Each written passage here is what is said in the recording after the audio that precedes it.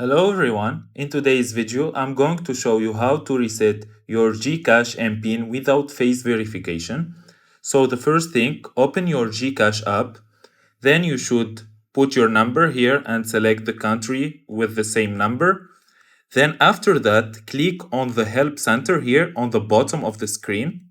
Then you search here on MPIN and then select the first option. I want to change my GCash MPIN. Then as you can see here, there is 4 steps you need to follow. First is open your GCash homepage, then tap on your profile, then click on settings. Then you should find change MPIN, then you selected it and you should find this page. Like you need to put your old MPIN to open it, then you select your new MPIN, then you retype it so you can verify your MPIN, and after that you click submit. And with that, you can reset your GCash MPIN without face verification. If you find this video helpful, don't forget to like and subscribe in the channel. Thank you for watching.